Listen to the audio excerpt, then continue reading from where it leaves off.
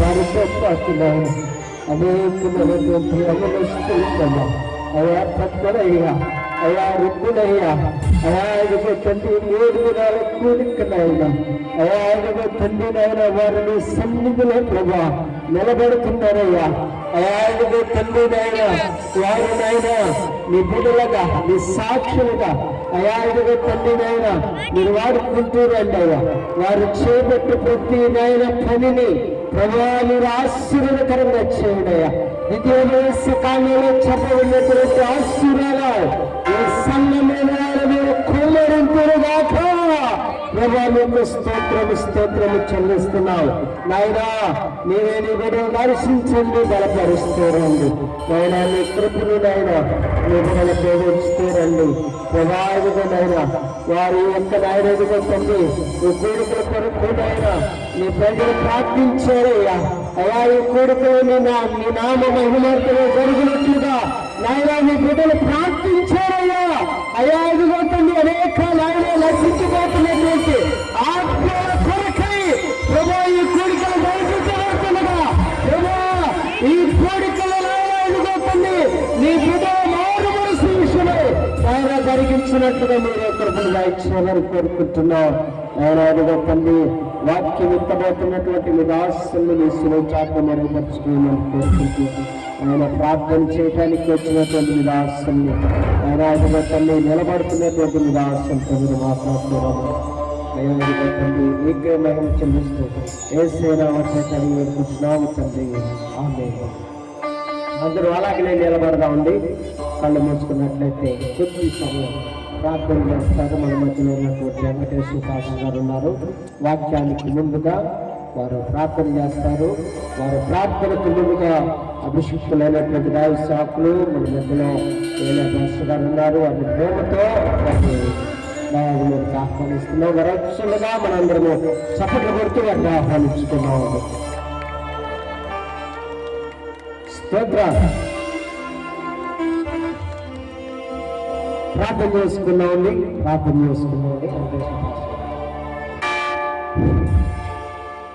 క్రీస్తునందు ప్రియమైన సహోదరి సహోదరులారా, మీ అందరికీ క్రీస్తు నామమున నా వందనాలు తెలియజేస్తున్నా. తలలు వంచితే ప్రార్థన చేసుకుందామండి. ప్రేమ నమ్మకం కలిగిన కృపా కనికరములు కలిగిన సర్వోన్నతుడవు సార్వభౌముడవు సర్వాధికారివి సకల ఆశీర్వాదములకు కారణభూతుడవు పరలోకమందున్న మా పరలోకపు తండ్రి మీకు వందనాలు చెల్లిస్తున్నాం. ఈ సమయంలో మీ సన్నిధిలో చేరిన మమ్మల్ని మీ చేతులు గొప్పచెప్పుకుంటూ ప్రార్థన చేస్తూ ఉన్నాం.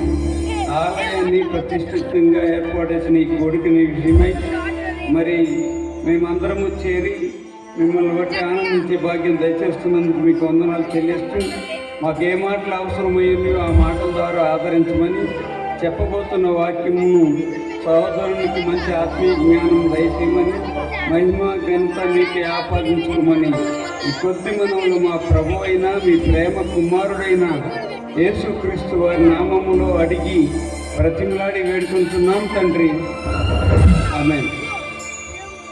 ప్రార్థించిన ప్రత్యేక వందనాలు. అందరూ కూర్చున్నాయండి. మీ అందరికి వందనాలు. చక్కగా ఇంతవరకు కూడా నిలబడ్డారు. అబ్బాయిలు ఎవరు కూడా గొడవ చేయొద్దు, చక్కగా కూర్చోండి. మన మధ్యలో దైవ సేవకులు ఉన్నారు. ఏలే పాస్టర్ గారికి ఈ సమయాన్ని ఇస్తున్నాను. వారిని ప్రేమతో ఆహ్వానిస్తాను.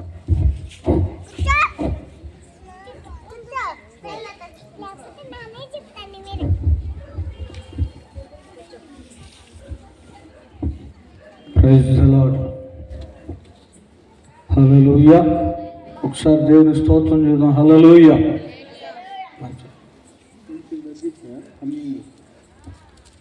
Praise the lord. Praise the lord. ప్రభునామములో అధ్యక్షత వహించి నడిపించిన పిలుపుకును స్థానికంగా పరిచయం చేస్తున్న రవికిని, మరి నాతో సేవకులైన వారికి, చేరువచ్చిన మీ అందరికీ ప్రభునామములో వందనాలు తెలియజేసుకుంటూ ఉన్నాం. ఈ యొక్క కూటములో మొదటి రాత్రి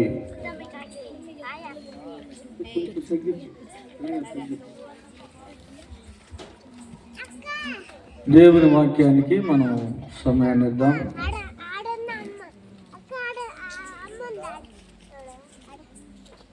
తమ్ముడు రవి మరి చాలా ప్రయాసతో చాలా భారంతో ఈ రీతిగా మరి గ్రామంలో సువార్త వినిపించాలి, దేవుని కార్యం జరగాలి అన్నటువంటి భారంతో శక్తికి మించి మరి ప్రయాసపడుతూ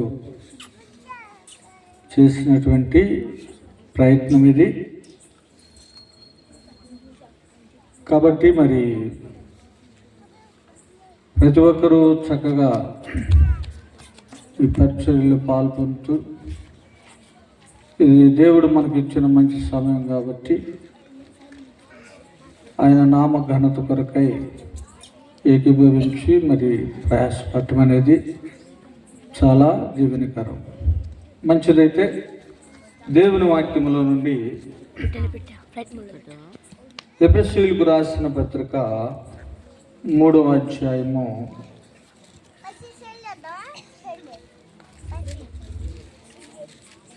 19వ వాక్యాన్ని చదువుకున్నాం. అందరూ శ్రద్ధగా చదవగలిగిన వారు చూడండి, బైబిల్ చూడండి. చదవలేని వారు శ్రద్ధగా వినండి. ఎఫెసీయులకు రాసిన పత్రిక 3వ అధ్యాయము 19వ వాక్యం. తగ్గించారు 19వ వాక్యం లేదా చదువుతున్నాను. జ్ఞానమునకు మించిన క్రీస్తు ప్రేమను తెలుసుకున్నటకు తగిన శక్తి గలవారు కావాలని ప్రార్థించుచున్నాను. చిన్న ప్రార్థన చేసుకొని ఈ రాత్రి వాక్యాన్ని మనం ధ్యానించుకున్నాం. ప్రేమగల తండ్రి, కృపగలిగిన యేసయ్య, మీకు వందనాలు, స్తోత్రాలు నాయనా. ఈ రీతిగా మరి మీ దాసుడు ఈ కూటములు ఏర్పాటు చేసుకోవటానికి మీరు ఇచ్చిన తలంపును బట్టి మీకు వందనాలు. ఈ మొదటి రాత్రి కూటములోనైనా ఈ చదువుబడిన వాక్య భాగాన్ని మీరు దీవించండి. నిలువబడిన వాడిను బలహీనుడను మరుగుపరచండి. చేరి వచ్చి సమీపంలో ఉన్న మీ బిడ్డలతో మీరు మాట్లాడండి. మీ ఆత్మచేత వ్రాయబెట్టిన మాటలు గ్రహించడానికి, ధ్యానించడానికి మీ ఆత్మ నడిపింపును దయచేయండి. మీ వాక్యమును విని గ్రహించి లోబడే హృదయం ప్రతి ఒక్కరికి దయచేయమని యేసుక్రీస్తు ప్రభు వారి దివ్యనామమును ప్రార్థించి పొంది ఉన్నాము తండ్రి. ఆమేన్. అపోస్తుడైన పౌలు గారు ఎఫెసీలో ఉన్న సంఘానికి రాస్తా, విశ్వాసులకి రాస్తా ఆయన చెప్తున్న మాట ఏంటంటే, నేను మీ కొరకు ప్రార్థన చేస్తున్నాను.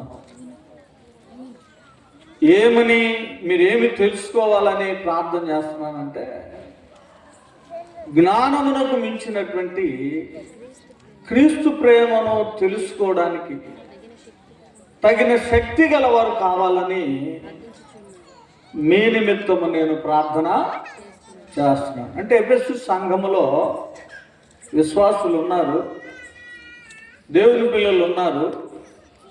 వారు జ్ఞానం వైపు మొగ్గు చూపుతున్నారు.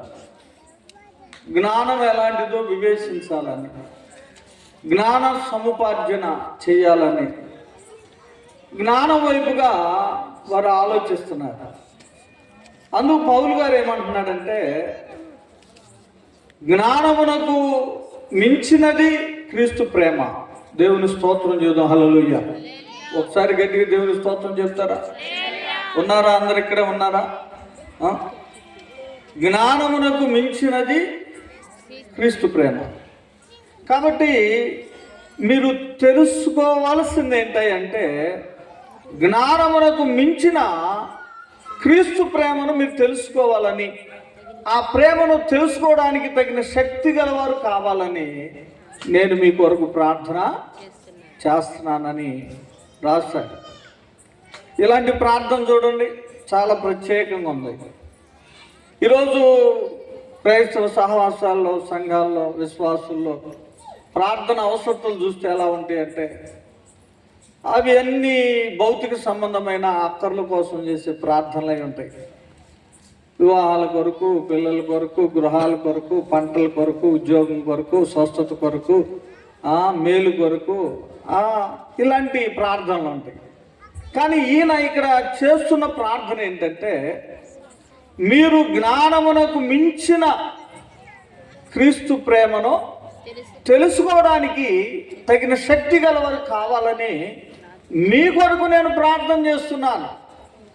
మీరు క్రీస్తు ప్రేమను తెలుసుకోలేకపోతున్నారు. క్రీస్తు ప్రేమ ఎలాంటిదో, క్రీస్తు ప్రేమ యొక్క ఎత్తు, లోతు, వైశాల్యం, వెడల్పు అది ఎలాంటిదో అది మీరు తెలుసుకోవాలి. ఎందుకంటే క్రీస్తు ప్రేమ జ్ఞానమునకు మించినటువంటిది. దేవునికి స్తోత్రం. గట్టిగా దేవునికి స్తోత్రం చెప్పండి. క్రీస్తు ప్రేమ జ్ఞానమునకు మించినటువంటిది. కాబట్టి జ్ఞానమునకు మించిన క్రీస్తు ప్రేమను తెలుసుకోవాలని ప్రార్థన చేస్తున్నాను అన్నాడు. వాస్తవానికి మనుషులుగా మనకి జ్ఞానం అవసరమే. జ్ఞానము అవసరం లేదని చెప్పడానికి వీల్లేదు. జ్ఞానం అవసరమే. మనం సమాజంలో ఎలా బ్రతకాలో, ఎలా నడుచుకోవాలో, కుటుంబాన్ని ఎలా నడిపించుకోవాలో, తోటి వారితో ఎలా మెలగాలో, విశ్వాస జీవితాన్ని ఎలా కొనసాగించాలో, ఇదంతా చేయాలి అంటే జ్ఞానం అవసరమే. అసలు జ్ఞానం లేకుండా శూన్యంగా, అవివేకంగా, బుద్ధిహీనంగా ఉండాలనేది కాదు దేవుని ఉద్దేశం. జ్ఞానము అవసరమే. అయితే జ్ఞానమునకు మించినది క్రీస్తు ప్రేమ ఉంది. అది పౌలు గారు చెప్తుంది. జ్ఞానము అవసరం, కానీ జ్ఞానమునకు మించింది క్రీస్తు ప్రేమ. Missionary sunday schools, missionary schools జరిపించే ఆ రోజుల్లో ఓ టీచర్ గారు సండే స్కూల్ నడిపిస్తూ ఉంటే ఆ మిషనరీ వాళ్ళంట ఈ పిల్లలు ఎంతవరకు ఈ బైబిల్ గురించి నేర్చుకున్నారో ఒకసారి వెళ్ళి ఆ చెకింగ్ చేద్దాం అని ఆ మిషనరీ వాళ్ళు పెద్దలు వచ్చేసారు. వచ్చి వాళ్ళు ఒక ప్రశ్న అడిగారంట సండే స్కూల్ పిల్లలకి. వాళ్ళని అడిగిన ప్రశ్న ఏంటంటే ఎరికో గోడలు ఎవరు కూల్చారు అని అడిగారంట. ఏమడిగారు? ఎరికో గోడలు కూల్చింది ఎవరంట? ఆ పిల్లోడు అంటున్నాడంట. ఒకరిని లేపు అడిగితే వాడు చెప్తున్నాడంట నేను మాత్రం కాదన్నాడంట.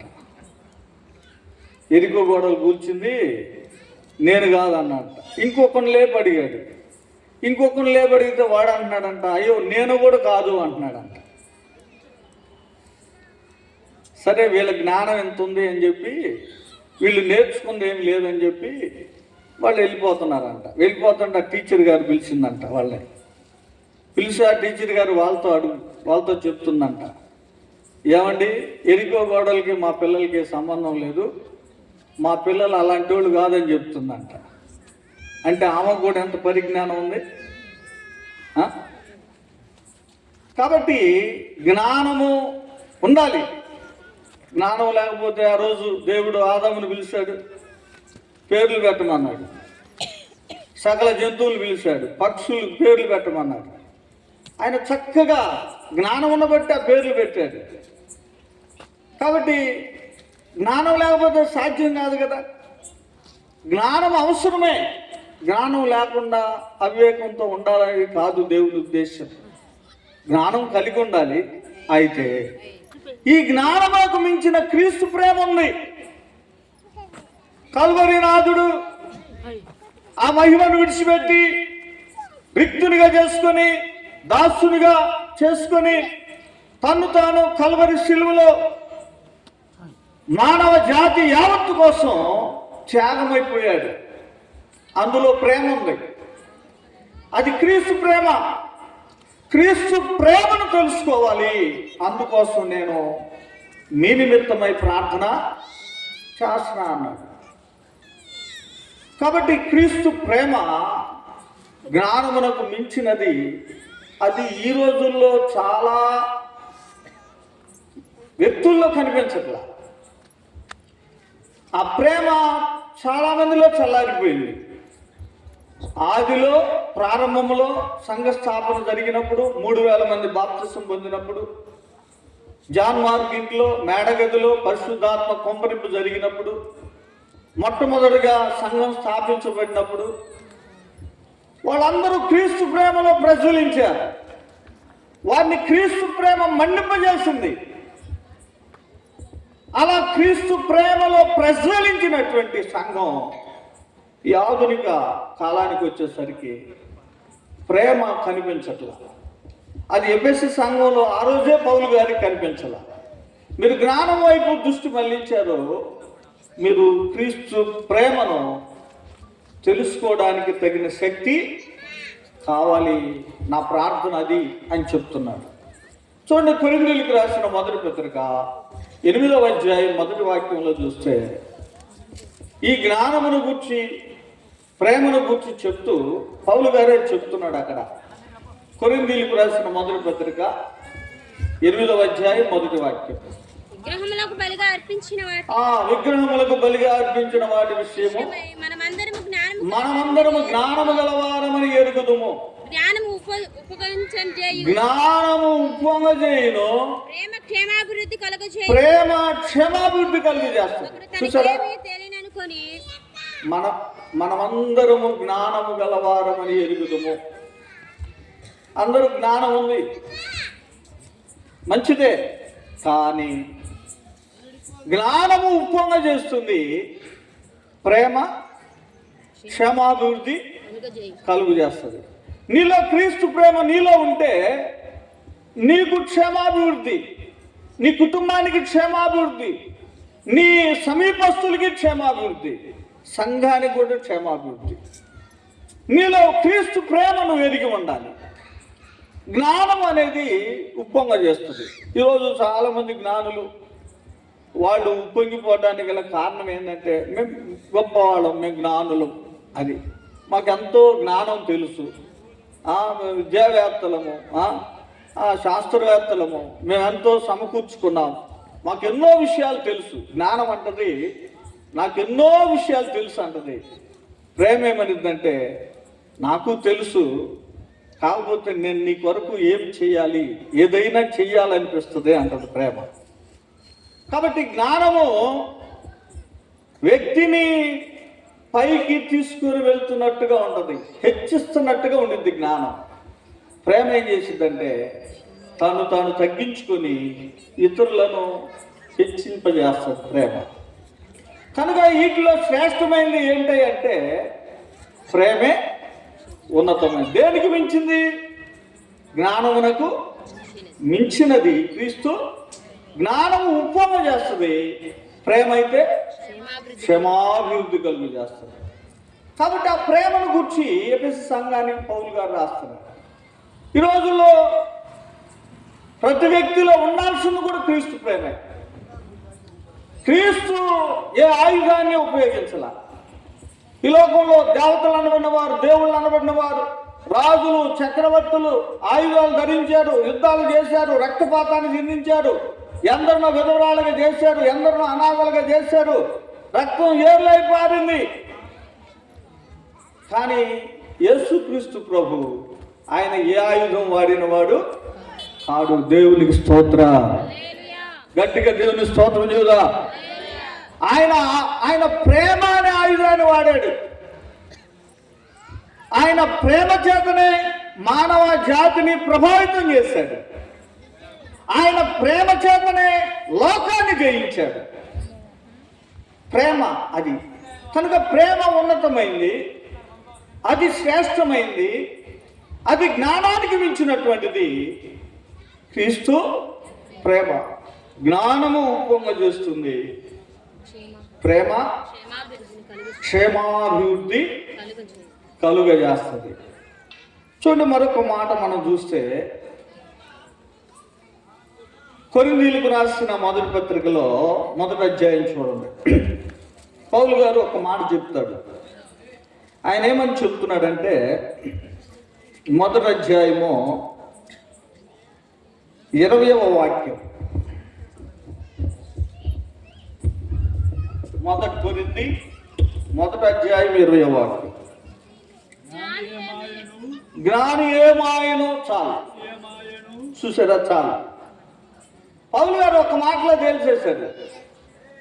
ఆయన దేని గురించి చెప్పుకుంటూ వస్తున్నాడంటే, ఎఫెసు సంఘానికి చెబుతూ జ్ఞానమునకు మించిన క్రీస్తు ప్రేమ మీరు తెలుసుకోవాలని, శక్తి కలిగిన వారు కావాలని ప్రార్థన చేస్తున్నాడు. కొరింథీయులకు రాస్తా మనమందరం జ్ఞానం గలవారమని ఎరుగుదము. జ్ఞానం ఉప్పొంగ చేస్తుంది, కానీ ప్రేమ క్షమాభివృద్ధి కలుగు చేస్తుంది అని చెప్పాడు. ఇక్కడ ఈ కొరింథీయులకు రాస్తున్న ఒక మాట అన్నాడు, జ్ఞాని ఏమాయను. అసలు జ్ఞాని ఏమాయను? బైబిల్లో జ్ఞాని అంటే ఎవరిని చెప్తాం మనం అందరం? ఎవరు? వెరీ గుడ్, మంచి చక్కగా. సొలొమోను జ్ఞాని అంటే. సొలొమోను బాల్య వయసులోనే, అంటే చిన్న వయసులో రాజ్యానికి వచ్చాడు.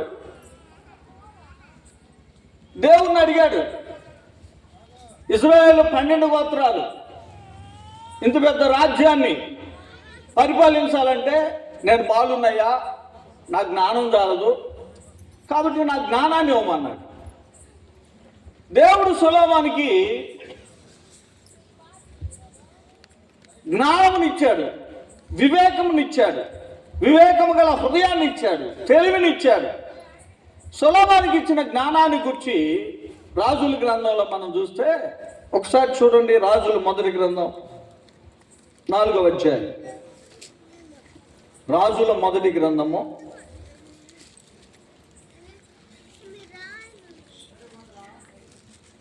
4వ అధ్యాయం 29. దేవుడు జ్ఞానమును బుద్ధిని వర్ణింప శక్యము గాని వివేచన గల మనసును సొలొమోనుకు దయచేసెను.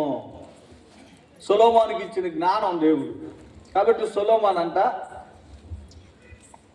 ఐగుప్తులో ఉన్న జ్ఞానుల కంటే, తూర్పు దేశంలో ఉన్న జ్ఞానుల కంటే, ఆ కాలంలో ఎంతోమంది జ్ఞానులు ఉన్నారు, వాళ్ళందరికంటే సొలొమోనుకి అత్యధికమైన జ్ఞానం ఉంది. అతడు భూమి మీద ఉన్న చెట్లన్నిటిని గురించి రాశాడు. అంటే ఆయనకి వృక్ష శాస్త్రం అంతా తెలుసు. చెట్టులను గూర్చి, వాటి స్వభావాలను గూర్చి రాశాడు సొలొమోను. అంతేకాదు జంతువులను గూర్చి, వాటి స్వభావాలను గూర్చి రాశాడు. జంతువులు వాటి స్వభావాన్ని గురించి రాశాడు. గొర్రె దాని స్వభావం ఏంటి, మేక దాని స్వభావం ఏంటి, ఇట్లా. కనుక జంతువుల స్వభావాల గురించి కూడా రాశాడు. అంతేకాకుండా 3000 సామెతలు రాశాడు. 1005 కీర్తనలు రాశాడు. అంటే సాంకేతిక జ్ఞానం కూడా ఉంది, సాహిత్య జ్ఞానం, జంతువులను కూర్చుని జ్ఞానం ఉంది, వృక్షాలను కూర్చుని జ్ఞానం ఉంది. ఇంకా ఆయనకున్న జ్ఞానం ఏంటంటే, ఆయన రాజ్య పాలనలో ఒక దినము 2 స్త్రీలు ఒక బిడ్డ విషయంలో వివాదంతో వస్తారు. వాస్తవానికి అక్కడ జరిగిన విషయం ఏంటంటే, 2 స్త్రీలు 2 బిడ్డలు ఉన్నారు. అయితే ఒక స్త్రీ నిద్రలో తన బిడ్డ మీద పడితే ఆ బిడ్డ చనిపోతే ఆ స్త్రీ ఏం చేస్తుందంటే, ఆ బిడ్డను ఆ బ్రతికున్న తల్లి ప్రక్కలో వేసి ఆ బ్రతికున్న బిడ్డను వేసుకొస్తాను పక్కలో వేసి, తెల్లవారి ఇద్దరికి వాదన, ఇది నా బిడ్డ అనే వాదన. సొలొమోను దగ్గరికి వస్తారు, మాకు న్యాయం తీర్చంటారు. సొలొమోనుకి ఇచ్చిన జ్ఞానం దేవుడు. సొలొమోను ఏమంటాడంటే, ఒక ఖడ్గాన్ని తీసుకొని వచ్చి ఈ బిడ్డను 2 ముక్కలు చేసి చెరొక ముక్క ఇవ్వమంటాడు. ఆ బిడ్డ తల్లి అంటది, అయ్యా నా బిడ్డ ఎక్కడున్నా సజీవంగా ఉంటే చాలు, ఆ బిడ్డ నాకే ఇచ్చేయమంటాడు. అప్పుడు సొలొమోను అంటాడు, ఈ బిడ్డ తల్లి ఈమె, ఈ బిడ్డను ఈమెకి ఇచ్చేయమంటాడు. దేవుని స్తోత్రం. గట్టిగా దేవుని స్తోత్రం చెప్పండి. నిజంగా జ్ఞానం, ఆయనకిచ్చిన జ్ఞానము ఆ కాలంలో అనేకులు జ్ఞానులు ఉన్నప్పటికీ వారందరికీ మించిన జ్ఞానం సొలొమోనుకు ఉంది. అంత జ్ఞానిని పౌలు గారు ఒక మాటలో తీసేస్తున్నాడు, జ్ఞానీయమాయను. చూసారా ఏమన్నాడు? జ్ఞాని ఏమాయను. సొలొమోనుకున్న జ్ఞానం చూసారా? రాజ్యకాంక్ష ఆయనకు ఉంది. అంటే తన రాజ్యంలో యుద్ధాలు ఉండకూడదు, తన రాజ్యంలో పోరాటాలు ఉండకూడదు, తన రాజ్యంలో ప్రజలు సంతోషంగా సమాధానంగా జీవించాలంటే ఇతర రాజులతో వియ్యమన్నాలి అనుకున్నాడు. అనుకొని ఇతర రాజులతో వారి కుమార్తెలు పెళ్లి చేసుకోవటం మొదలుపెట్టాడు. చూడండి, ఇదే మొదటి రాజుల గ్రంథం 11వ అధ్యాయం చూడండి. మొదటి రాజుల గ్రంథం 11వ అధ్యాయం 3వ వాక్యం చూడండి. మొదటి రాజుల గ్రంథం 11:3.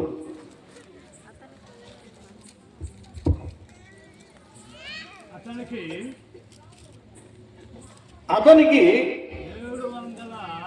700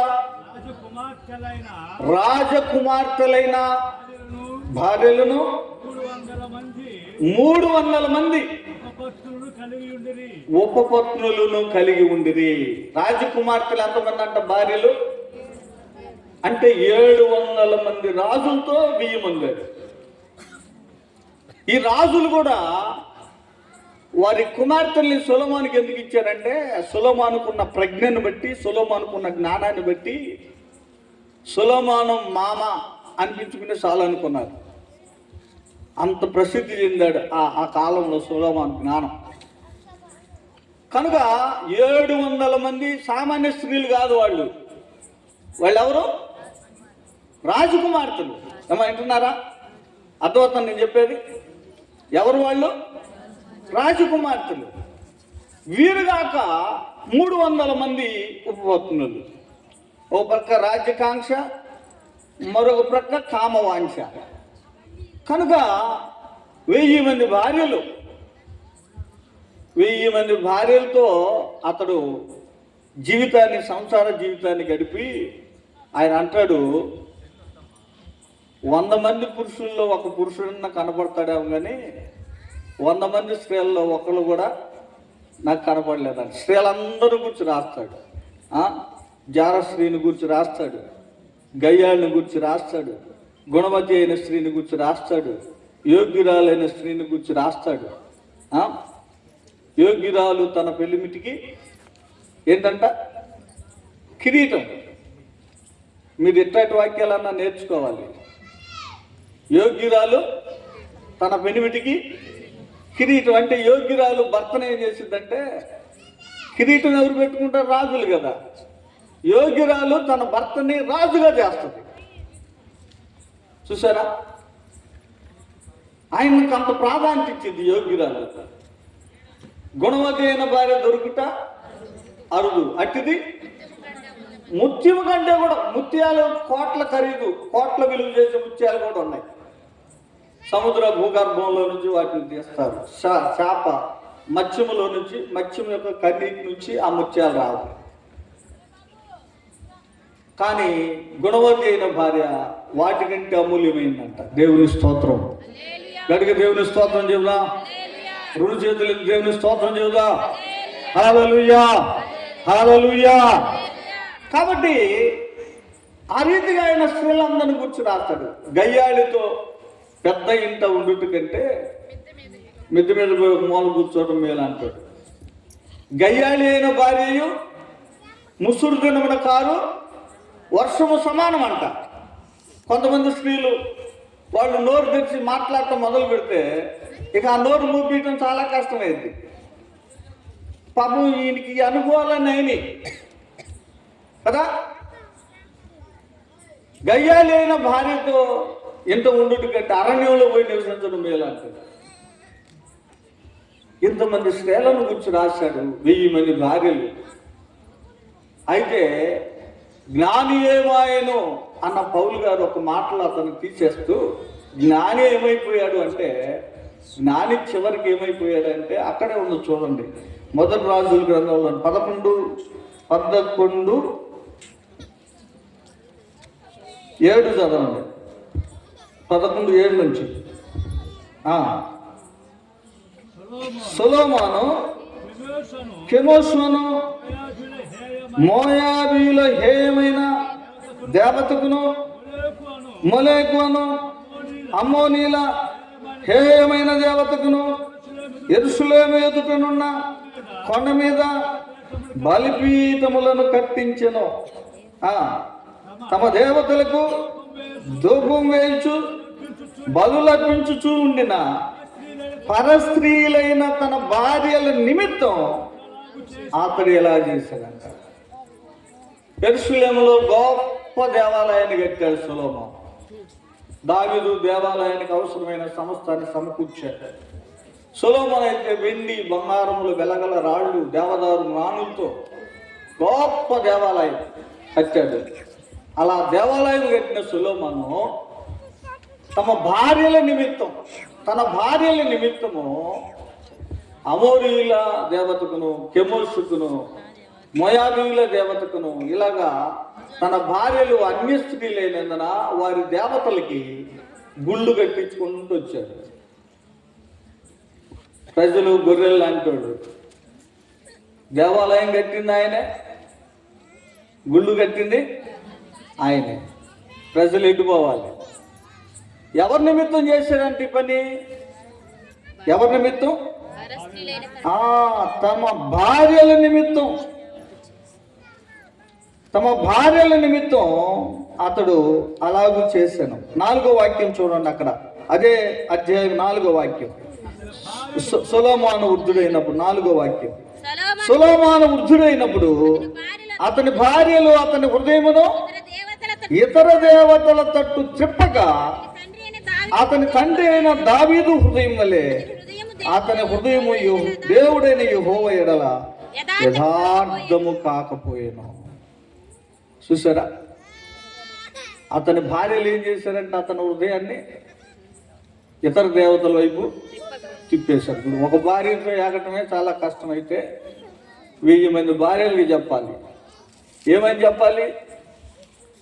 చెప్పాలి? వాళ్ళు వచ్చి, నువ్వు నీ దేవుడికి ఆలయం కట్టుకున్నావు కదా, మా దేవతకు ఒక గుడి కట్టు అంటున్నారు. ఎంతమందికి చెప్పాలి వద్దని? ఏదమ్మా అర్థం కావట్లా? ఎంతమందికి చెప్పాలి? 1000 మందికి చెప్పాలి. వృద్ధుడై ఉన్నాడని వాక్యమే చెబుతుంది. ముసలివాడు అయిపోయి ఉన్నాడు. 1000 మందికి వద్దు వద్దు వద్దు అని చెప్పాలన్నా ఎన్నిసార్లు చెప్పాలి? 1000 సార్లు చెప్పాలి. ముసలోడు మంచంలో ఉన్నాడు, చచ్చిపోతానని కనీసం ఊహు ఊహు ఊహు అనాల్సిన అన్న కూడా ఎన్నిసార్లు అనాలి? సస్తానని ఏమన్నాడంటే కట్టుకోండి అన్నాడు. ఏమైపోయింది? దావీదు హృదయం వలె యథార్థమైనది కాకుండా అతడు తొలగిపోయాడు. అతడు భార్యలు అతని హృదయాన్ని ఇతర దేవతల తట్టు చెప్పారు.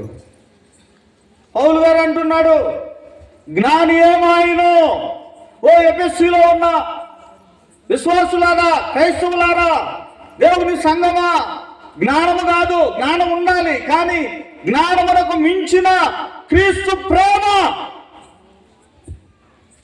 ఆ ప్రేమ లేకపోతే నిష్ప్రయోజనం అయిపోతాం. ప్రేమ, ఆ ప్రేమను గూర్చి మీరు తెలుసుకోవాలి, ఆ ప్రేమలో జీవించాలి. జ్ఞాని ఏమైపోయాడు? చివరికి పడిపోయే పరిస్థితి వచ్చింది. అందుకే దేవుని వాక్యం చెబుతుంది, జ్ఞానము ఉప్పొంగ చేయును. ఏం చేస్తుంది? జ్ఞానము ఉప్పొంగిపోయేలా చేసి పడదొస్తుంది జ్ఞానం. అందుకే చాలామంది జ్ఞానులు వారిని వారు హెచ్చించుకుంటా తొట్టిల్లిపోయారు. చరిత్రలో ఎంతోమంది అధోగతికి దిగిపోయాడు. పౌలు గారు ఒక మాటతో చెప్పాడు, జ్ఞాని ఏమాయనో. మహాజ్ఞాని, ఎంత జ్ఞాని అంటే సొలొమోను. చివరికి అతని జ్ఞానం అతన్ని ఎక్కడికి తీసుకొచ్చిందంటే దేవుని ఎదుటి నుంచి తొలగిపోయేలా నడిపించింది. అందుకే ప్రేమను గుర్చి, ప్రేమ ఏం చేస్తుందంటే నువ్వు తప్పిపోకుండా చేస్తుంది. చప్పట్లు కొట్టి దేవుని స్తోత్రం చేయాలి. ప్రేమ నీకు క్షేమాభివృద్ధి కలుగు చేస్తుంది. ప్రేమ క్రీస్తులో నిన్ను నూతన పరుస్తుంది, బలపరుస్తుంది. విశ్వాస జీవితం జీవించడానికి కలిగే శక్తిని ఇస్తుంది ప్రేమ. ప్రేమ నిన్ను పరిపూర్ణతలోనికి నడిపిస్తుంది. ప్రేమ క్షేమము కలుగు చేస్తుంది, వృద్ధి కలుగు చేస్తుంది. ప్రేమ క్షేమాభివృద్ధి కలుగు చేస్తుంది. కాబట్టి జ్ఞాని తొట్టిల్లాడు. కాబట్టి ప్రేమ కావాలి. ఆ ప్రేమను మీరు తెలుసుకోండి. తగిన శక్తి గలవారు కావాలని మీ కొరకు నేను ప్రార్థన చేస్తున్నా అంటాడు పౌలు గారు. ఈరోజు లోకాన్ని బ్రతికించేది ఏంటంటే క్రీస్తు ప్రేమ. భయంకరమైన పాపుల్ని మార్చింది ఏంటంటే క్రీస్తు ప్రేమ. వ్యభిచారులు, నరహంతకులు, దొంగలు, కఠిన హృదయుల్ని మార్చగలిగింది ఏంటంటే ఆయన ప్రేమ, ఆయన శిలువ త్యాగం. ఆయన తనను బలి చేసుకున్నాడు, ప్రాణం ఇచ్చినంతగా ప్రేమించాడు. ప్రభువా, నా మీద నీకున్న ప్రేమ ఎంత అంటే ఎంత ఉంది అంటే ఆయన ఏమంటాడంటే 2 చేతులు చాపి నీ కొరకు ప్రాణం పెట్టేటంత ప్రేమ అంటాడు. దేవుని స్తోత్రం, హల్లెలూయా. ఆ ప్రేమ కావాలి. ఆ ప్రేమే ప్రపంచాన్ని మార్చింది యేసుక్రీస్తు ప్రేమ. లోకాన్ని జయించింది ఆయన ప్రేమ. పాపులను మార్చింది ఆయన ప్రేమ. ఆ ప్రేమలో క్షేమాభివృద్ధి ఉంది. కాబట్టి ఆ ప్రేమను తెలుసుకోవాలి. ఈ రాత్రి పరిశుద్ధాత్మ దేవుడు ఆయన నీతో మాట్లాడుతున్న విషయం ఏంటంటే క్రీస్తు ప్రేమలో నువ్వు జీవించాలి. ఆ ప్రేమను నువ్వు తెలుసుకోవాలి. ఆయన ప్రేమను గురించి ఒక ఇంగ్లీష్ కవి రాశాడు. ఏమి రాశాడంటే ఆకాశం అంతా పేపర్గా మార్చి, ఈ భూమి మీద ఉన్న చెట్లన్నీ పెన్నులుగా మార్చి, ఈ భూమి మీద ఉన్న సముద్ర నీటినంతా సిరాగా మార్చి, ఈ భూమి మీద ఉన్న మనుషులందరూ రాయితో మొదలు పెడితే ఆ సిరా అయిపోతుంది. ఆ చెట్లు పెన్నులుగా ఉపయోగించి చెట్లు అరిగిపోతాయి. ఆకాశం పేపరు నిండిపోద్ది, మనుషులు అలసిపోతారు. ఇంకా ఆయన ప్రేమను గురించి చెప్పాలంటే ఎంతో ఉంది. దేవుని స్తోత్రం. యేసుక్రీస్తు ప్రేమ లాంటిది. మనుషుల ప్రేమ లేదు. మనుషుల ప్రేమలు మారిపోతా ఉంటాయి. మనుషుల ప్రేమలు చల్లారిపోతాయి, ఆరిపోతాయి, కనపడవు, క్షీణించిపోతాయి. కానీ ఆయన ప్రేమ మార్పు లేనిది. ఆయన ప్రేమ ఎడబాయినది. ఆయన ప్రేమ శాశ్వతమైనది. శాశ్వతమైనటువంటి ప్రేమ ఆయన. కాబట్టి జ్ఞాని ఏమాయను అంటే జ్ఞాని ఏమైపోయాడు? తొట్టిల్లి పడిపోయాడు. కాబట్టి ఏం కావాలి? మనం దేన్ని ఎరగాలి, దేన్ని తెలుసుకోవాలని చెప్తున్నాడు. జ్ఞానమునకు మించిన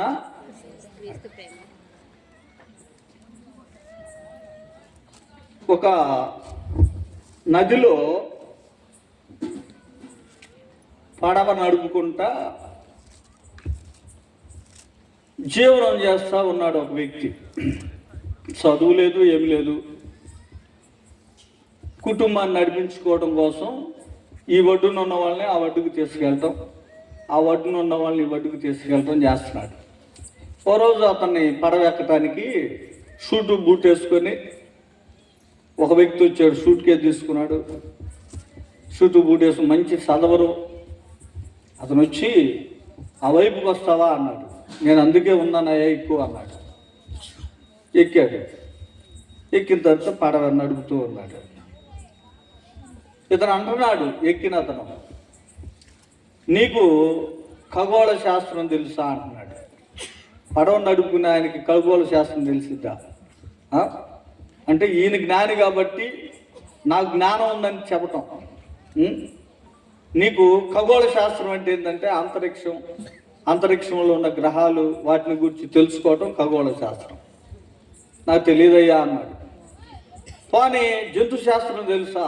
జంతువులను గురించి నాకు తెలియదయ్యా. వృక్ష శాస్త్రం, భూగర్భ శాస్త్రం, ఇలాగ ఒక శాస్త్రం మీద ఒక శాస్త్రం. మరి ఏం తెలుసా నీకు అంటున్నాడు. నాకేం తెలియదయ్యా, ఈ పడవ నడుపుకోవటమే నా జీవితం అని చెబుతున్నాడు అతను. తీరా ఈ పడవ అన్నట్ట నదిలోకి పోగానే ఆ పడవకి ఎప్పుడో వేసిన అతుకు ఊడిపోయిందంట. అతుకు ఊడిపోయి చిన్నగా నీళ్లు పడవలోకి వస్తున్నాయి. ఇక మునిగిపోతాం, బయటికి వెళ్తాం కష్టం అని అతనికి అర్థమైంది. పడవానికి, బోటు వానికి అర్థమై అతను ఏమన్నాడంటే, అయ్యా నీకు ఈత శాస్త్రం తెలుసా అన్నాడంట. ఏ శాస్త్రం? అదే శాస్త్రం అన్నాడు. అదేమి లేదు, ఇప్పుడు నదిలో దిగి ఈదుకుంటూ బయటికి వెళ్ళాలి, లేకపోతే ఈ పడవ మునిగిపోద్ది, కొట్టుకొని వెళ్ళిపోతాం, చచ్చిపోతామని చెప్పి ఇక ఈదుకుంటూ వెళ్ళిపోతున్నాడు వీడు. ఆడ కేకలేస్తున్నాడు నదిలో కొట్టుకొని వెళ్తా. ఎట్లా వదిలిపెడదామని ప్రేమ చేత పోయి జుట్టు పట్టుకొని బయటకు తెచ్చి వదిలిపెట్టాడు. దేవుని స్తోత్రం. గట్టిగా దేవుని స్తోత్రం చెప్పండి. ఏం కావాలి సాటి మనిషి మీద? ఏముండాలి? ప్రేమ. జ్ఞానం ఏం చేస్తుందంటే ఇతరులలో లోపాలు ఎతకడానికి చూస్తుంది జ్ఞానం.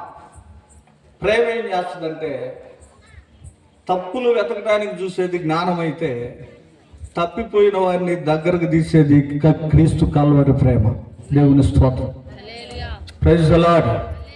గట్టిగా దేవుని స్తోత్రం చేద్దాం. హల్లెలూయా. కాబట్టి క్రీస్తు ప్రేమ అది క్షేమాభివృద్ధి కలుగు చేస్తుంది. పౌలు గారు చెప్తాడు, కొరింథీయులకు రాసిన మొదటి పత్రిక 13:8 అనుకుంటాను, ఒకసారి చదవండి. కొరింథీయులకు రాసిన మొదటి పత్రికలోనే 13:8 అనుకుంటా, చూడండి, చదవండి.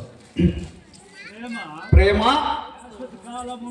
శాశ్వత కాలముండును, ప్రవచనములైనను, నిరర్ధకములగును, భాషలైనను నిలిచిపోవును, జ్ఞానమైనను నిరర్ధకమగును,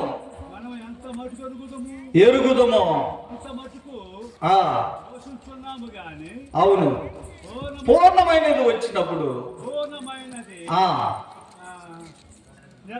నిరర్ధకమైపోతుంది. చూడండి ఇక్కడ ఏం చెప్తున్నాడంటే, జ్ఞాన ప్రవచనాలైనా నిరర్ధకమైపోతాయి, జ్ఞానమైనా నిరర్ధకమైపోతుంది, నిలిచిపోతుంది. జ్ఞానమైన జ్ఞానంతో పని ఉండదు. ఇక ఎప్పుడు జ్ఞానంతో పని ఉండదు అంటే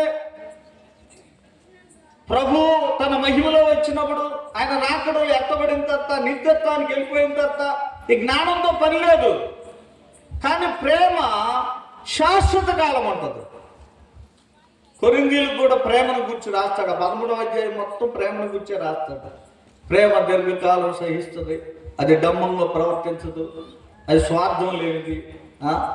కనుక ప్రవచనాలైనా నిరర్ధకమైపోతాయి. ప్రేమ లేని వాడినైతే వ్యర్థుడిని అంటాడు, ప్రేమ లేని వాడినైతే వ్యర్థుడిని అంటాడు. కనుక ప్రేమ అనేది శ్రేష్టమైంది. కొరింథీయులకు చెబుతాడు, మీకు ఇంకా శ్రేష్టమైన మార్గం చెబుతాను అంటాడు. ఎందుకంటే కొరింథీ సంఘంలో చూస్తే విభేదాలు ఉన్నాయి, కొరింథీ సంఘంలో అసూయలు ఉన్నాయి, కొరింథీ సంఘంలో భేదాలు ఉన్నాయి. అందుకే అసూయ కలహాలు ఉన్నాయి. అది చెప్తాడు వాళ్ళకి, మీరు శ్రేష్టమైన మార్గాన్ని తెలుసుకోండి అంటారు.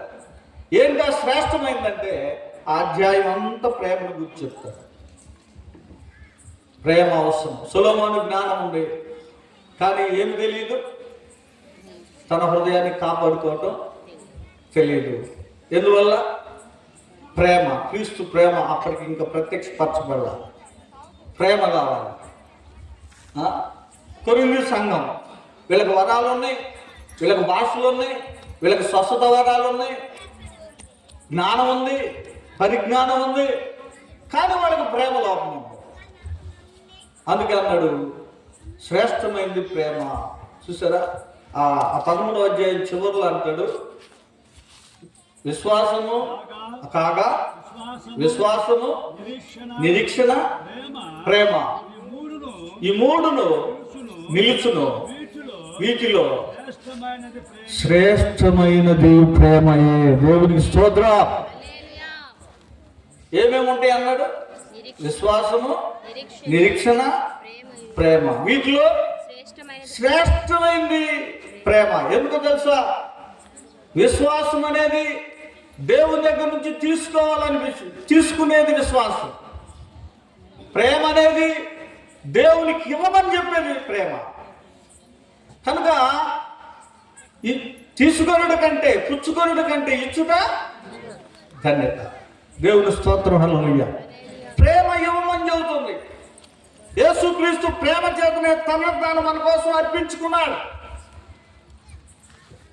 జ్ఞానం అయితే విభేదాలు కలుగు చేస్తాయి. అంటే జ్ఞానం నాకేం సంబంధం, వాడు వేరు నేను వేరు,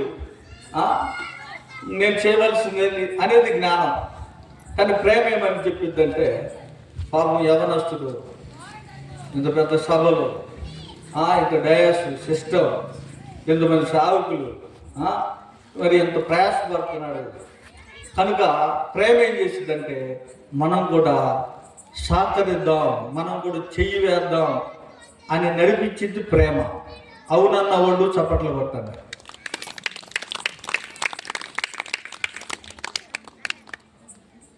దేవుని పనిది, దేవుని కార్యం భారంతో కూడింది. నా వంతు నేను కూడా చెయ్యి చాచాలి అని ఆ ప్రేమ నడిపించింది.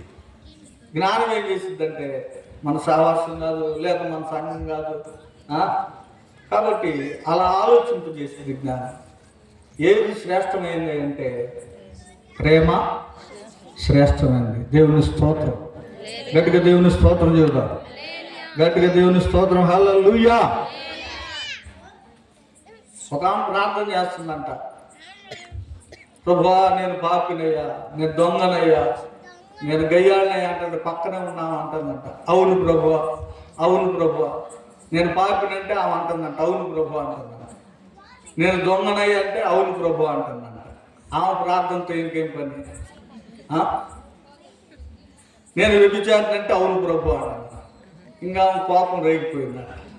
ప్రతిదారికి నువ్వు అవునవునవును అంటున్నా. జ్ఞానము ఉప్పొంగ చేస్తుంది, ప్రేమ క్షేమాభివృద్ధి కలుగు చేస్తుంది. కావాల్సింది జ్ఞానమునకు మించిన క్రీస్తు ప్రేమ. జ్ఞానమునకు మించిన క్రీస్తు ప్రేమ. ఆ ప్రేమ మనకు క్షేమాభివృద్ధి కలుగు చేస్తుంది. ఎఫెసీ సంఘానికి రాస్తూ కూడా ప్రభు ఒక మాట తెలియజేస్తాడు. చూడండి, ప్రకటన గ్రంథం 2వ అధ్యాయం. పౌలు గారు కూడా ఎఫెసీ సంఘానికి రాశాడు.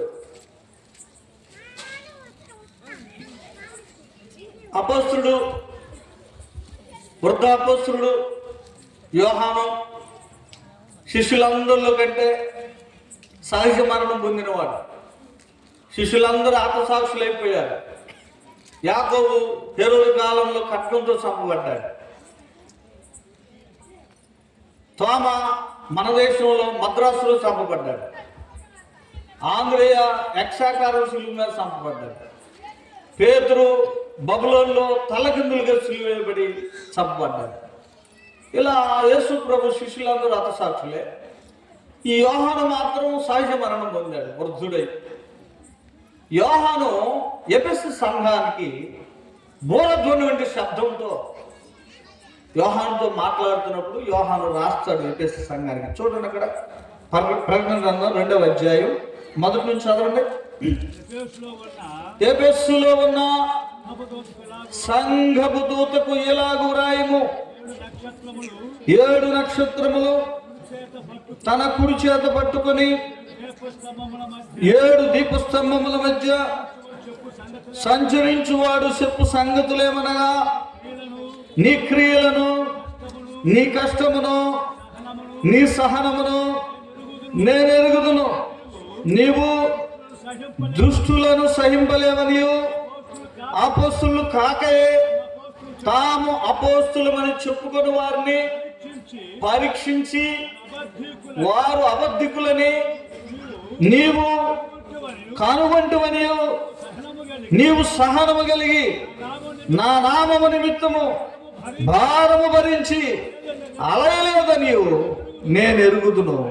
ఆయనను మొదట నీకున్న ప్రేమను నీవు వదిలితివని నేను నీ మీద తప్పు ఒకటి మోపవలసి ఉన్నది. దేవునికి స్తోత్రం. గట్టిగా దేవుని స్తోత్రం చేద్దాం. హల్లెలూయా.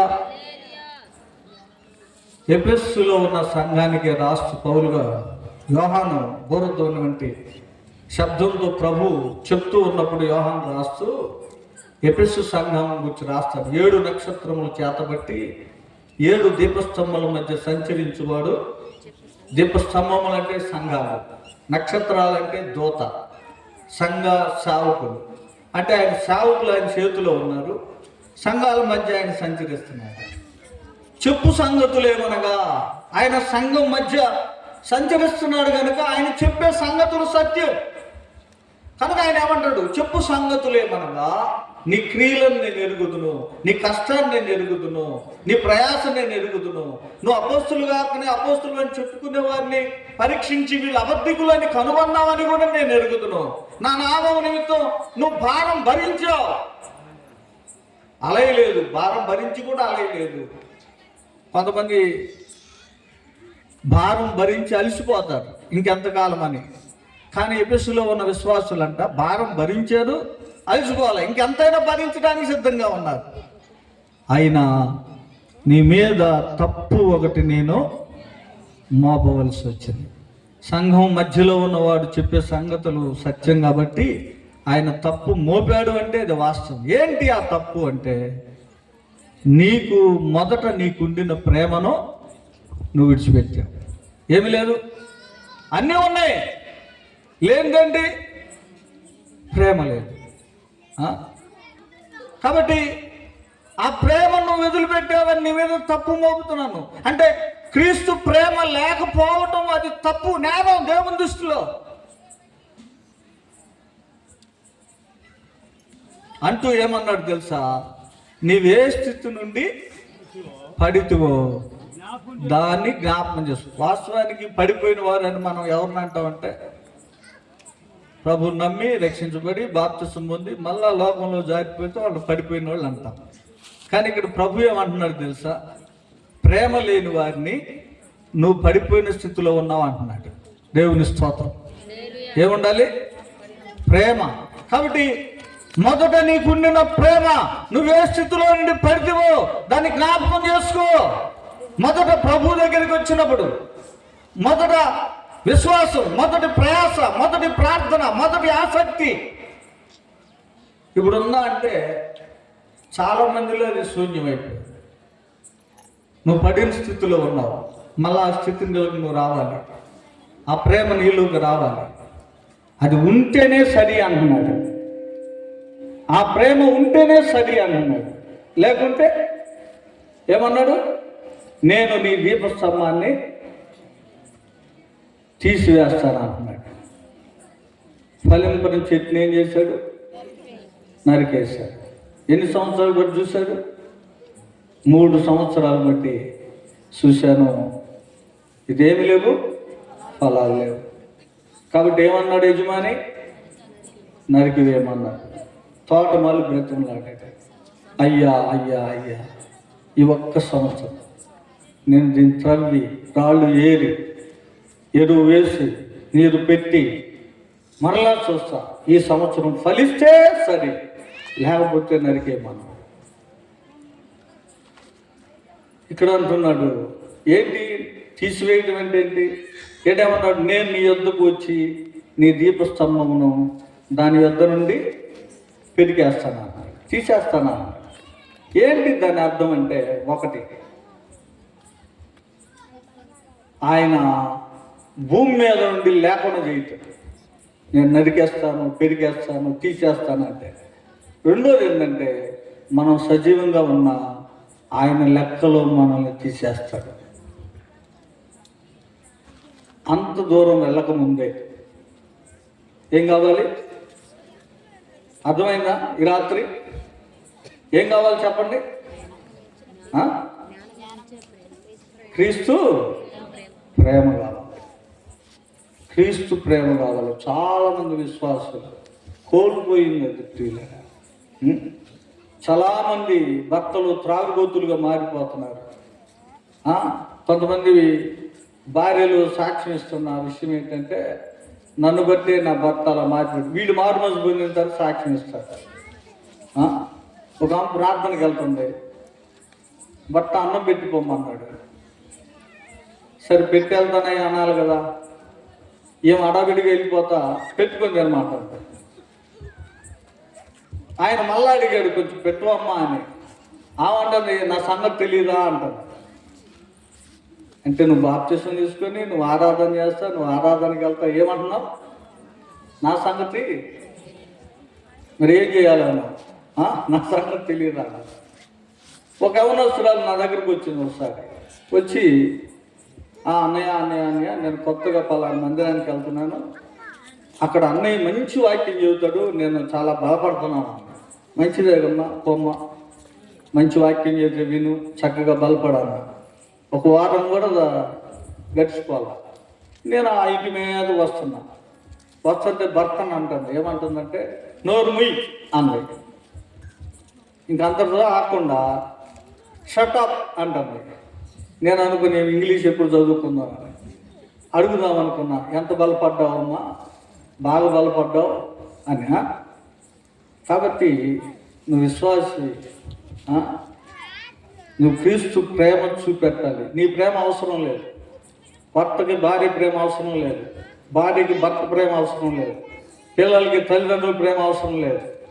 ఎవరికైనా కావాల్సింది ఒకటే, క్రీస్తు ప్రేమ కావాలి. క్రీస్తు ప్రేమ క్షమిస్తుంది, క్రీస్తు ప్రేమ సహిస్తుంది, క్రీస్తు ప్రేమ వారి రక్షణ కోరుకుంటుంది, క్రీస్తు ప్రేమ దగ్గరకు తెస్తుంది, క్రీస్తు ప్రేమ పరిచర్య చేస్తుంది, క్రీస్తు ప్రేమ త్యాగమైపోద్ది. దేవుని స్తోత్రం, హల్లెలూయా. ఈ ప్రేమ కావాలి. అందుకనే జ్ఞానమునకు మించిన క్రీస్తు ప్రేమ తెలుసుకోండి. అసలు ఇప్పుడు పేపర్లో మనం ఎక్కువగా వింటున్న, టీవీల్లో వార్తల్లో మనం వినే విషయం ఏంటంటే, భర్తల్ని చంపేస్తున్నారు భార్యలే. అట్టా చనిపోయిన వాళ్ళ సంఖ్య చాలా ఎక్కువ ఉంది. ఇంతకుముందు ఎప్పుడో భార్యని భర్త చంపాడు అనేది విన్నాం. ఇప్పుడు ఎట్లా వచ్చినాయంటే భర్తల్ని భార్యని. ఎంత కర్కోశం, ఎంత క్రీస్తు ప్రేమ నీ కుటుంబాన్ని కట్టుకోవడానికి నిన్ను నడిపించింది. క్రీస్తు ప్రేమ నువ్వెంతైనా సహిస్తావు. క్రీస్తు ప్రేమ ఉంటే నీ ఆత్మ పరిపూర్ణతలోనికి నువ్వు ఎదుగుతావు.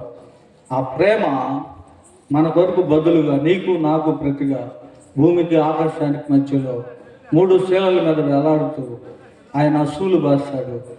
మన కొరకు, మనకు ప్రతిగా, మనకు బదులుగా ప్రాణం పెట్టాడు. ఆయన త్యాగమైపోయాడు. నిలువెల్ల గాయములు పాలై రక్తశక్తమైన దేహంతో చూడనల్లని వానిగా మారాడు. స్వరూపాన్ని కోల్పోయాడు. దోషిగా నిలబడ్డాడు. నిన్ను నన్ను రక్షించడం కోసం, నిత్య నరకాన్ని తప్పించడం కోసం త్యాగమైపోయాడు. ఆ ప్రేమ లేకపోతే నీకు రక్షణ లేదు. ఆ క్రీస్తు ప్రేమే మన వరకు త్యాగమైపోయింది. కాబట్టి ఆ ప్రేమ ఎదిగి జీవించాలి, ఆ ప్రేమలో జీవించాలి. జ్ఞానం నిరర్థకమైపోద్ది, జ్ఞానం నిలిచిపోద్ది, కానీ శాశ్వత కాలం ఉండేది క్రీస్తు ప్రేమ. ఆ ప్రేమను ఎరుగుదువా? ఆ ప్రేమను తెలుసుకున్నావా? ఆ ప్రేమను రుచి చూసావా? ఆ ప్రేమ ఎత్తు, వెడల్పు, లోతు, వైశాల్యం ఏంటో నువ్వు ఎరుగుదువా?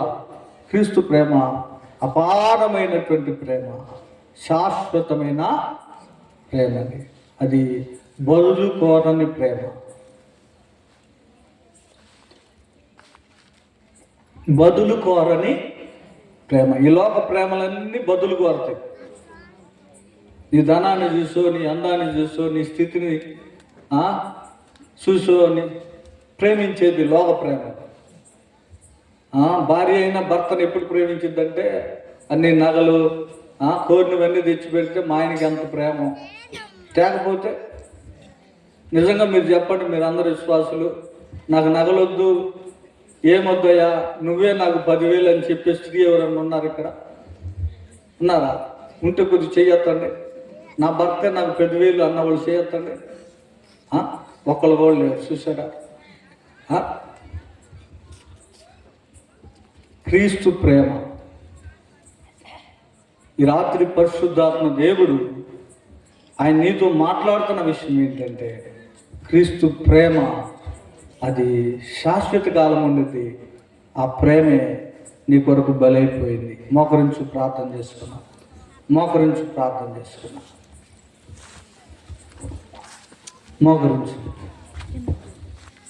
మోకరించి నోరు తెరిచి ప్రార్థన చేయి.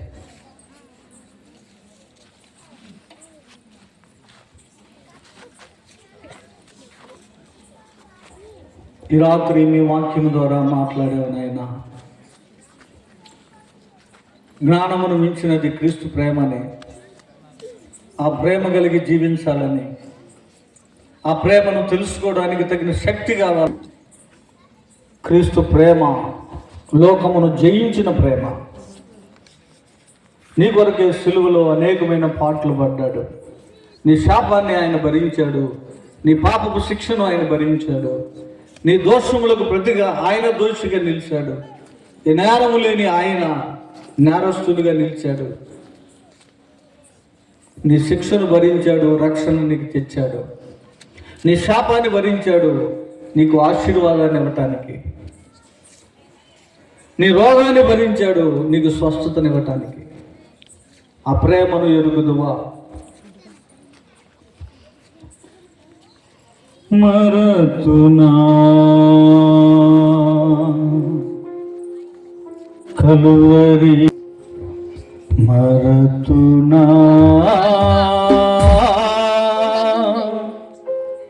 సిలువ ప్రేమను మరతునా సిలువ ప్రేమను యేసయ్యా. అందరూ యేసులో పడదాం. యేసయ్యా అందరూ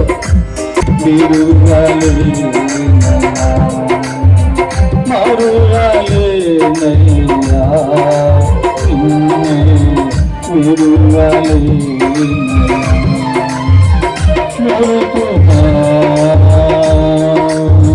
కలువరి శ్రమలను మరతునా సిలువ ప్రేమను మరతునా సిలువ ప్రేమను. అవును కదా, అందరూ నీ ప్రేమను మర్చిపోలేనయ్యా. నా కొరకు ప్రాణం ఇచ్చిన వారు ఎవరు లేరు.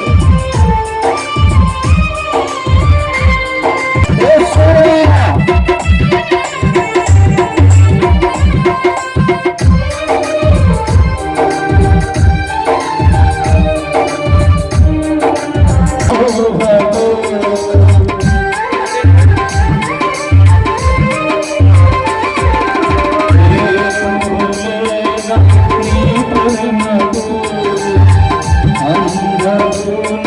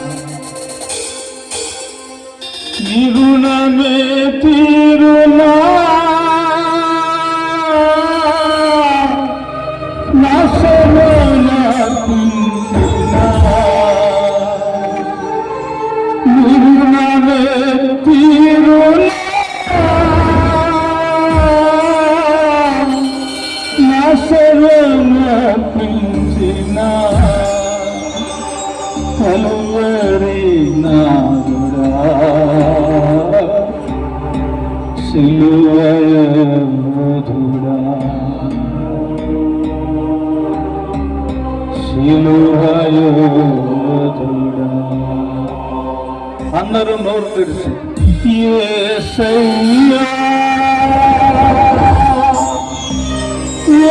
యేసయ్యా యేసయ్యా యేసయ్యా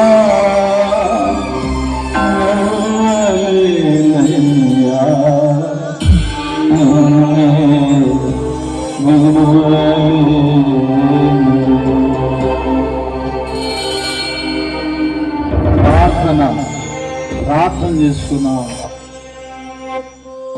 ఈ రాత్రి కాల సమయంలో ప్రభువా నీ సేవకుని ద్వారా మాట్లాడావు, నీ వాక్యం ద్వారా మాట్లాడావు. జ్ఞానమును మించినది మీ కల్వరి ప్రేమని, ఆ ప్రేమ క్షేమాభివృద్ధి కలుగు చేస్తుందని, ఆ ప్రేమ లేకపోతే వ్యర్థుడని మీరు మాట్లాడావయ్యా. నిజంగా మీ ప్రేమ అపారమైనది. నా కొరకు ప్రాణం ఇచ్చినవాడా, నా కొరకు త్యాగమైన వాడా, నా పాపపు శిక్షను భరించినవాడా, త్యాగమై యాగమై బలియాగమై ప్రాణం అర్పించావునయ్యా. ప్రభువా మీకు వందనాలు. నీ కల్వరి ప్రేమ నా హృదయాల్లో కుమ్మరించయ్యా, నా హృదయములో కుమ్మరించని నోరు తెరిచి చిన్న ప్రార్థన. నా హృదయములో నీ కల్వరి ప్రేమను కుమ్మరించయ్యా. చిన్న ప్రార్థన.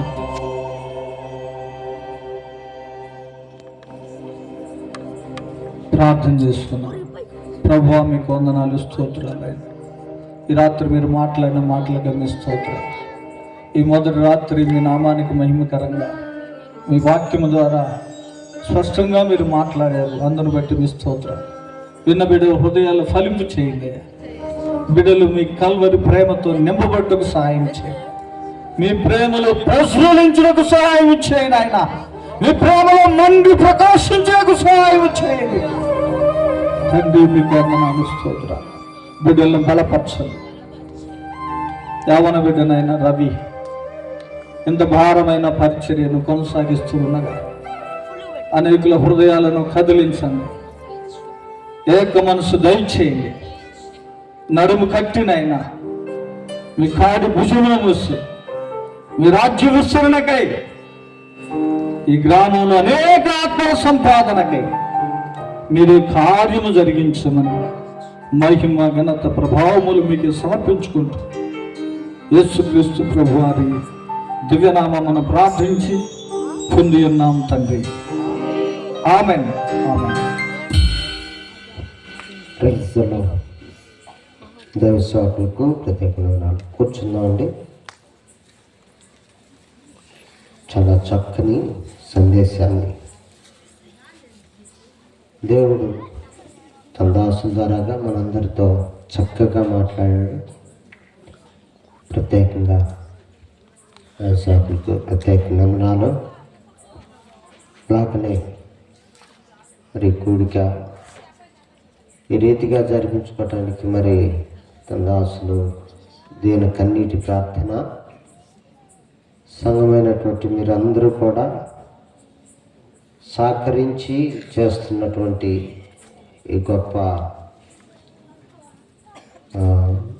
కూటాలు కనుకనే మరి చివరి ప్రార్థన ఆశీర్వాదాలు తీసుకున్న తదుపరి మన మధ్యలో దైవ సేవకులు స్థానిక దైవ సేవకులు రవి గారికి సమయాన్ని ఇవ్వబడుతుంది. మన మధ్యలో ఉన్నటువంటి దైవజనులు జోసఫ్ అన్న ఉన్నారు. వారు వచ్చి ముగింపు ప్రార్థన చేస్తారు. వారిని ప్రేమతో ఆహ్వానిస్తున్నాం.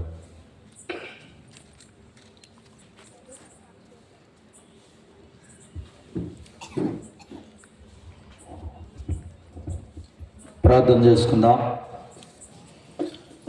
శాశ్వతమైన ప్రేమతో మమ్మలను ప్రేమించుచున్న మా ప్రియ పరలోకపు తండ్రి, పరిశుద్ధుడు అయిన దేవా, నీకు వందనాలు చెల్లిస్తూ ఉన్నాం.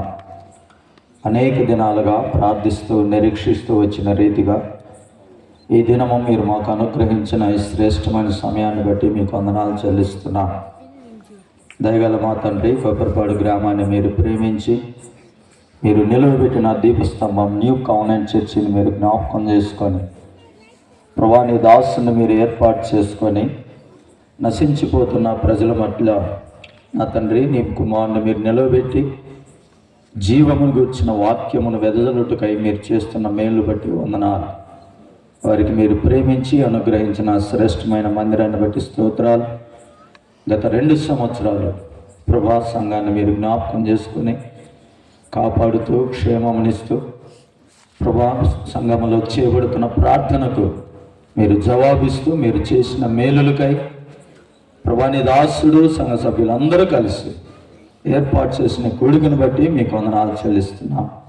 మొదటి దినము ప్రభా నీకు మహిమకరంగా జరిగించారు. వీటన్నిటికంటే ముఖ్యంగా వాతావరణమును మీ ఆధీనములో ఉంచుకొని చక్కగా కూడికను జరిగించుటకు మీ దాసుని మీరు నిలబెట్టిన వాక్యాన్ని బట్టి మీకు స్తోత్రాలు. కీర్తనలో మీరు చెప్పినట్లు పిడికిడ విత్తనములు చేతపట్టుకొని కన్నీటితో విత్తుచూపోవాడు సంతోష గానములతో పనులు మోసుకొని వచ్చునని మీరు ఇచ్చిన వాగ్దానమును బట్టి మీకు వందనాలు. ఈ 3 దినములు వెదజల్లే వాక్యం అనే విత్తనం అనేకుల హృదయాల్లో రక్షణ కార్యము జరిగించినట్లు నీ ఆత్మ నడిపింపు నీ బిడ్డలకు మీరు దయచేయమని ప్రార్థిస్తూ ఉన్నాం. చేరి కూడి వచ్చిన బిడ్డలను బట్టి వందనాలు. శబ్దయంత్రము ద్వారా వినిన వారితో రాత్రి మీరు మాట్లాడి క్రీస్తు ప్రేమను వారు కలిగి ఉండి క్షేమాభివృద్ధి నొందినట్లు నీ కృప అనుగ్రహించమని ప్రార్థిస్తున్నా. ముందున్న 2 దినములు పరిచర్యను నీ చేతికి అప్పగిస్తున్నా. వాతావరణం మీ ఆధీనంలో ఉంచుకోండి. సంఘ బిడ్డలందరూ కూడా ఐక్యత కలిగి ఏక మనసుతో ఏక భావముతో పరిచర్యలో ముందు కొనసాగినట్లు మీ ఆత్మ నడిపింపు బిడ్డలకు మీరు దయచేయమని, సంఘమునకు క్షేమము, సంఘమునకు భద్రత, సంఘము ద్వారా ప్రకటించబడుతున్న వాక్యమునకు అనేక ఆత్మలు రక్షణ పొందినట్లు నీ కృప అనుగ్రహించి బలపరచమని, ఈ దినమంతా మీరు చేసిన మేలుకై మరొకసారి సంఘముగా కృతజ్ఞతలు చెల్లిస్తూ యేసుక్రీస్తు పరిశుద్ధమైన నామములో ప్రార్థించి అడిగి వేడుకుంటున్నాము తండ్రి, ఆమేన్. ఆశీర్వాదం తీసుకుని పాస్టర్ గారు ఆశీర్వాదం. తండ్రి, కుమార, పరిశుద్ధాత్మ త్రియేక దేవుడైన యేసుక్రీస్తు ప్రభువారి నుండి ప్రేమ, కృప, నిత్య సన్నిధి, మెండైన అభిషేకము, క్రీస్తు కల్వరి ప్రేమ వాక్యం విని విశ్వసించిన ప్రతి బిడ్డ హృదయంలో కుమ్మరింపబడును గాక. పరిచయం చేస్తున్న దాసుని పరిచర్యను వర్ధిల్ల చేయును గాక. ఆమేన్. ప్రార్థించిన జోసఫ్ అన్నకు ఆశీర్వదించినటువంటి ఏలే పాస్టర్ గారికి ప్రత్యేక వందనాలు. రేపు 10 గంటలకు కూటం ప్రారంభించబడుతుంది. ఉదయం జాగ్రత్తగా విని మీరందరూ కూడా రావాల్సిందిగా కోరుచున్నాం. అలాగనే మరలా తిరిగి రేపు సాయంత్రం 6:30 గంటలకు కూటం ప్రారంభించబడుతుంది. ఈ దినాన 7 గంటలకు ప్రారంభించాం. ఎందుకంటే ఇవన్నీ సర్దుకోవటం ఇవన్నీ కొంచెం లేట్ అయినాయి. కనుకనే విషయాన్ని గ్రహించుకొని మీరు త్వరగా వస్తే ఇంకా పాడిన వాళ్ళకంటే రేపు ఇంకా పాడవలసినటువంటి వాళ్ళు చాలామంది ఉన్నారు. త్వరపడి సిద్ధపడి రావాల్సిందిగా కోరుచున్నాం. ఈ సమయాన్ని మరి స్థానిక దైవ సేవకులకి ఇస్తున్నాం.